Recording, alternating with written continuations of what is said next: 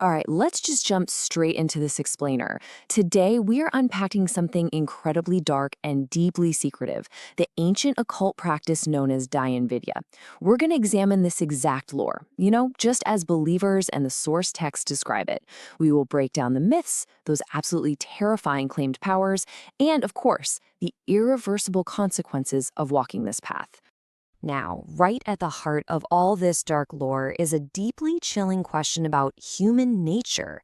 Like, why are people supposedly driven by everyday things like jealousy, greed, or revenge to actually seek out these destructive arts? And more importantly, what is the absolute terrifying price they allegedly pay for making that kind of Faustian barbane? So to really grasp this, we've got to look at the origins. According to the ancient texts, the whole practice roots back to the Sanskrit word dakini, which refers to the actual deity of this dark knowledge. The folks who walk this path, well, they're called Dayan if they are female, and Daya if they are male. But listen, regardless of gender, the lore insists that they draw their literal strength directly from dark, otherworldly entities. Now, you might naturally picture a dark magic practitioner as some sort of monster lurking in the shadows, right? Well, actually, scratch that. The source material paints a much more unsettling picture. A practitioner could literally be anyone. We're talking a highly educated professional, a perfectly put together housewife, or literally just your friendly next door neighbor. It's this super mundane, everyday mask that perfectly hides what believers call a reality of demonic servitude. Okay, so you are probably wondering, what on earth drives someone to this extreme? Well, believers claim the supernatural payoffs are just immense. We're talking unnatural wealth, an extended lifespan, and get this, a terrifying form of 24/7 surveillance through an entity called Karn Pishachini. This entity supposedly whispers the village's absolute darkest secrets right into their ear. Plus, they allegedly command the 32 Bon. These are invisible occult weapons made of things like needles or iron, all while being constantly guarded by ghostly entities. It's a lot to take in.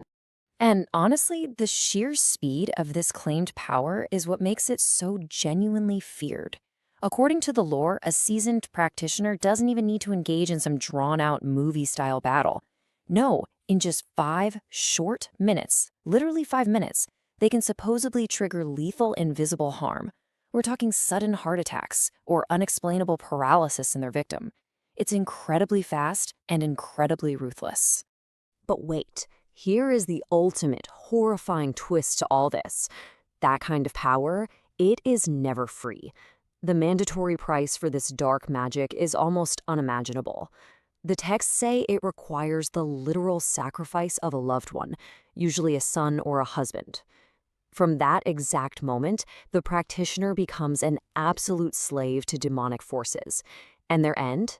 It's said to be an agonizing death where the physical body is literally consumed by maggots. And it doesn't even end there.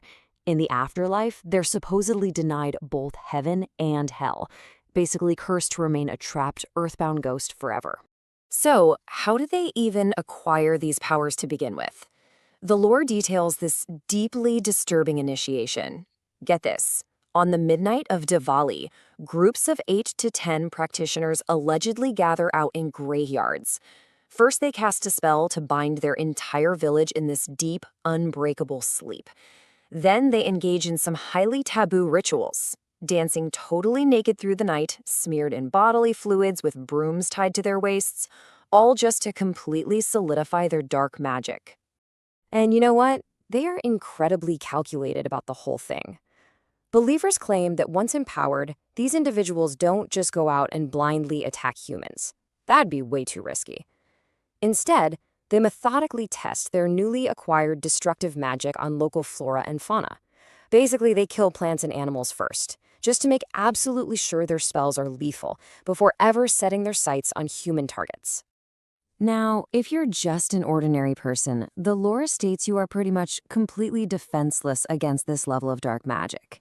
The source claims that the only real defense comes from supreme spiritually elevated tantrics who hold specific siddhis. These are intense spiritual powers or attainments. Supposedly, only those wielding the immense power of deities like Kali, Bhairav, or Hanuman can actually step up and successfully break a Dayan's destructive spells.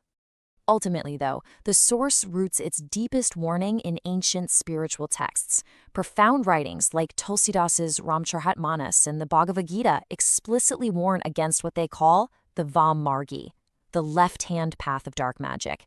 They make it crystal clear that this path is a direct violation of cosmic law. Engaging in these acts absolutely guarantees that as you sow, so shall you reap, ensuring the practitioner's total karmic and spiritual ruin. There is just no escaping the spiritual tab. So, as we wrap up this explainer, I really want to leave you with a thought to ponder. Looking at everything we've just covered, is this chilling lore describing a genuine supernatural reality? Or is it really just a psychological reflection of human nature? Could it be a dark metaphor for the extreme, destructive lengths people will go to when they are utterly consumed by greed, jealousy, and the desire for power? It definitely makes you view human ambition in a completely different, much darker light.